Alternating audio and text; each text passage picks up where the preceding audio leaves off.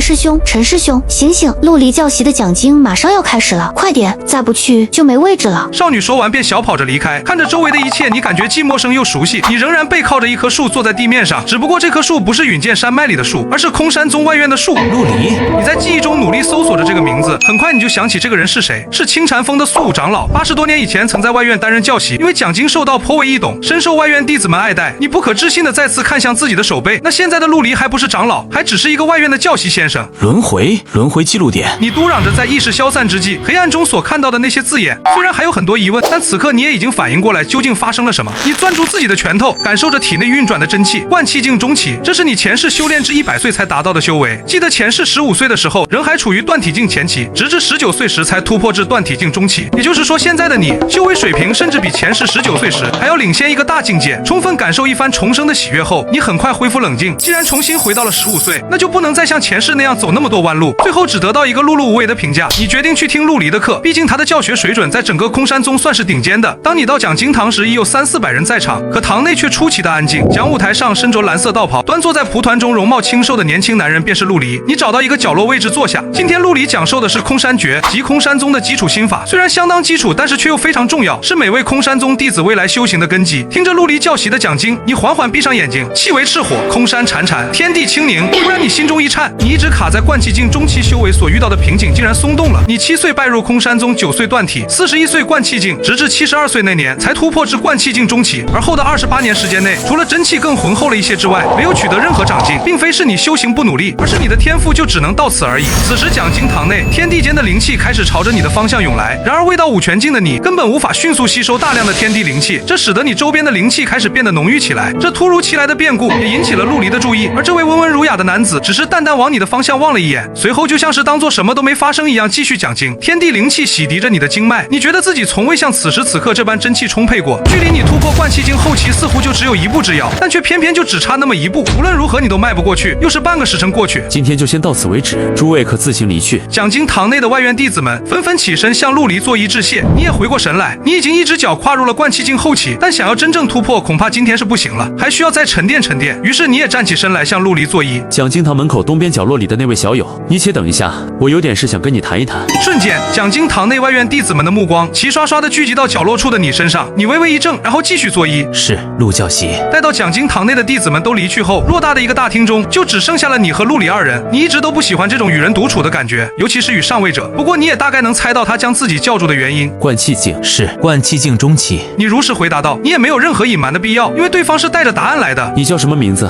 回陆教习，弟子名叫陈凡，年纪何？年15矣。师承何人？弟子没有师承。没有师承是外院弟子的常态，外院弟子们的修行大多都依靠于讲经堂的讲经和自行摸索。当然那些在外院里还算是有些天资的弟子们，自然也不乏教习和执事来收他们为徒。下次有人问你叫什么，就一口气把刚刚的话都说完。是陆教习。前世的你就算在外院里也是个彻底的边缘人物，只会偶尔有些新入门的弟子一口一个师叔或者前辈的来向自己讨教一些修炼上的问题。毕竟白发苍苍的你在这宗门中看起来好像很可靠的模样。15岁灌气境中期还算不错，遇到困难了。你先是犹豫了一下，随后点头道，是。弟子愚钝，在突破灌气境后期的最后阶段遇到了点瓶颈。陆离不言语，只是从怀中掏出一个小瓶，轻轻一抛，你连忙将其接住。理气丹可以理顺你经脉里游离不受控的真气，或许对你能起到帮助。今后如若在修行上遇到什么困难，随时可以来讲经堂找我。你受宠若惊，随后作揖道，谢过陆教习。尽管你表面上尽可能的保持着冷静，但心中早就已经掀起惊涛骇浪。理气丹对于灌气境修士来说很珍贵，而且这种丹药一般都是宗门内门的弟子所消化，能够流落至外院的数量少之又少。上辈子你也就总共吃过3枚理气丹，而这瓷瓶当中不出意外的话，至少装有12枚理气丹。随后陆离稍稍昂首示意你可以离开。离开讲经堂后，你盯着自己手中的那一小瓶丹药，既然陆教习赠予自己丹药，那就代表着自己应该算是给他留下了个还算不错的印象吧。那到时你就有机会成为内门弟子，等陆离当上了长老之后，就可以又摇身一变，成为在宗门内人人羡慕的亲传弟子。凭借内门的修行资源，这一世的自己或许有很大的把握能够突破至5全境，但很快你咂了咂石头，还是先别做梦了。很快，距离你重生回来已经过去半个月时间，而这半个月里，你一直都在自己的居舍里闭关。在服用了4颗理气丹之后，你终于突破至了灌气境后期，这是曾经你用了28年都未取得的成就。陈师兄，熟悉的声音再次响起，一个清丽又带着几分稚气的少女站在一旁，困惑而又惊喜地看着你。程子莹，比你小1岁的师妹，因为她的居舍与你相邻的关系，因此同你的关系相当要好。她在修炼上的天赋可要比你好上太多。前世的时候，程子莹17岁的修为水平便已经经达到了断体境后期，那时的你仍停留在断体境中期的水准。你对于之前一直追随在自己身后的师妹修为已经远超自己这件事，多少是感觉有几分丢脸的。也正是因为如此，你开始躲着程子莹，两人之间的关系也开始渐渐疏远。然而天道却给你开了一个并不好笑的玩笑，程子莹死了，死在了他19岁的那场劫难当中。因此，当你看着活生生的师妹就这么站在自己面前时，突然在心中产生了一种怅然的感觉。你微笑着朝着程子莹的方向点了点头。陈师兄，这半个月你都去干嘛了？怎么演武场不见你人？我在闭关。闭关？程子莹先是眨眨眼睛，随后扑哧一声笑了出来，表情变得有些嗔怪。不想说就算了，断体境修士闭哪门子的关？你不言语。重生后，你最为迫切的愿望就是能够尽快晋升至武拳境。以你的资质，想要突破，就一定需要大量的资源。那么该怎么才能获得大量的修仙资源呢？你突然有了个想法，于是你将左手在茶桌上摊平，几缕真气溢出，环绕在掌心。程子莹微微一怔，随后满脸震惊地看向你。灌气境，陈师兄，你是什么妖孽？明明半个月以前你还是断体境初期吧？这种修炼速度都超出天才范畴的速度了，而且真气化形，代表着陈师兄现在的修为已经达到灌气境后期了。15天的时间，从断体境初期到灌气境后期，不只是空山宗，放眼整个陈平州的历史也绝找不到第二例。程子莹只觉得自己的世界观受到了难以想象的冲击。话说回来，你来访视做什么？程子莹一拍脑门，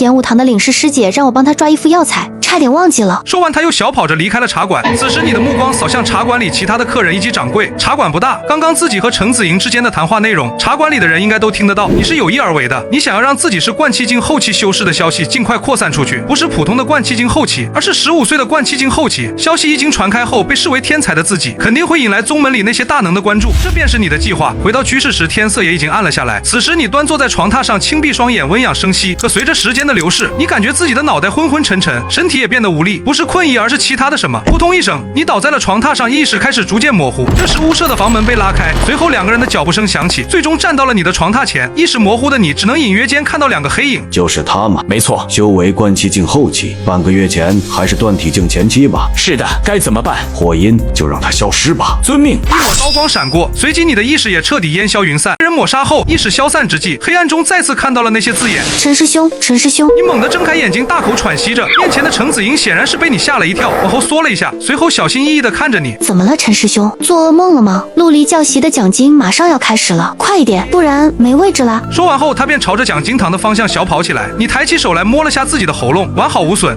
又回到这个时间了吗？你环视着四周平静的院落，令你产生一种极为虚幻的感觉，就好像真的只是一场梦一样。但你知道这一切都是事实，因为自己身体里所流动的真气就是最好的证明。你回想起自己在死之前进入屋舍内的那2个黑影，自己被杀害的原因是因为自己是所谓的祸因。你原本打算用自身的出众换取更多的资源，然后尽快突破至武拳境，获得踏入内门的资格。但是你错了，你将一切都想得太简单了，不是展露天赋就一定会得到宗门重视。祸因？什么是祸因？思考着这些事情，你站起身朝着讲经堂的方向走去。讲经堂内仍然人满为患，你再次找了个角落坐下。安静的大堂内只有陆离的讲经声响起。随着陆离的讲经声，你心里一动，天地间的灵气再次朝着你的方向凝聚而来，而陆离的视线也再次落在了你身上。讲经结束后，陆离再次对你说了同样的话，事态的发展和上一次的轮回一模一样，但这次对话你听取了上一轮回中陆离的建议，一次性把该说的都说了。但是对话结束时，陆离并没有给你理气丹。正当你准备离开之际，他叫住了你。你看起来似乎很多困惑，是可以说出来看看。你沉默了一会儿。上一次轮回陆离给了你许多帮助，无论是那一瓶理气丹，还是他对你的承诺，都十分珍重。这也是你在这一次轮回会选择再来到讲经堂听陆离讲经的原因。也许他是值得信任的，可这一轮回的陆离却要冷淡许多。但你还是决定赌上一把。陆教习，请问您听闻过的从断体境突破至灌气境所用时间最短的记录是多少？半年时间，这是由本宗的当代宗主云逸尘所缔造的记录。不但如此，他从灌气境突破至武拳境的时间也仅仅用了1年，甚至云逸尘在22岁那年就已经突破至通神境，成为了四空山宗建立以来最年轻的通神境修士。那如果有更快的呢？更快是多快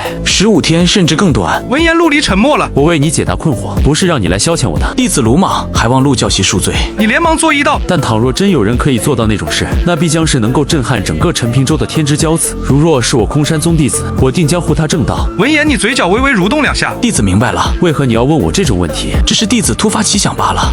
你可以走了。你再次朝着陆离作揖，随后转身向讲经堂外走去。你总感觉有哪里不太对劲，到底是哪里出问题了？正在你即将迈出讲经堂之际，胸前突然一凉，随后一股剧痛袭来。你诧异的低头望向自己的胸膛，一个黑漆漆的大洞赫然出现在你的胸口处。你张开嘴，却发现自自己发不出任何声音，只有滚烫的血液不断从嘴角处往外涌出。你挣扎着将手伸向自己的胸膛，想堵住伤口，却发现根本无济于事。随后四肢不听使唤地倒在了血泊之中。你靠着体内的真气维持着最后的清醒，挣扎着扭过头，用剩余的力气往自己的身后望去。只见身穿蓝色道袍的陆离表情淡漠地站在你不远处，而他伸出的右手食指所指着的方向正是你的胸膛。陈师兄，陈师兄，你怎么了？程子莹一脸担忧地伸出手轻拍了几下你的肩膀。你睁开眼睛，第一反应就是将手伸向自己的胸膛。没有被开动。陈师兄，程子莹看向你的眼神带上了几分惧怕，她从未见过这般表情惊慌且狰狞的你。待到又过了半炷香的时间，你终于缓过神来之后，面色才变得好看了一点。你没事吧？只是噩梦而已。那就好。陆教习的奖金。稍微放下心来的程师妹，像是突然想起来了什么似的，一拍脑门，随后便开始朝着讲经堂的方向奔跑去。陈师兄，你也快点，临到的人实在是太多了。还是算了吧。回想起陆离朝着自己淡漠伸指的场景，空山指，这是空山宗观气境弟子必学的基础招式，也是最为泛用的术法。但各境界的修士用起来威力也大有不同。正常来讲，观气境修士所施展的空山指，哪怕攻击对象是尚未有真气护体的断体境修士都难以致死。但陆离却用空山指轻松在你胸前开了个洞，这次的死亡让你印象深刻，也使你真正感受到了五拳境修士的恐怖。这就是五拳境与灌气境之间的差距吗？随后你摇了摇头，觉得自己还是太天真了，认为陆离在上一轮回当中曾经帮助过自己一次，这一次便也仍然会帮助自己，重蹈覆辙。你小声嘟嚷着，在死后的黑暗中所看到的对于自己上一轮回的评价，这或许代表着自己的这2次死亡是出于同样的理由。坐在树前的你开始整理自己的思绪，试图发现这2次轮回中的共通之处。前2个轮回的记忆开始在你的脑海中回响。半个月前还是断体境前期吧，但倘若真有人可以做到那种事，那必将是能够震撼整个陈平州的天之骄子。突然，你睁大自己的眼睛，霍音，天才才会被重点培养，但一直默默无闻的一个边缘弟子，却突然有了绝对不可能的修炼速度，就会被一些人认定为霍音。思索好一会后，你知道自己该如何活下去了。接下来你在外院的日子就是修炼打杂灵道，这便是断体境外院弟子的日常。唯有晋升至灌气境后的外院弟子，才有资格得到下山游历的机会。好无聊啊！程子莹百无聊赖地趴在石桌上，随后她抬起眼来望向你。陈师兄，你说我什么时候才能突破至灌气境呢？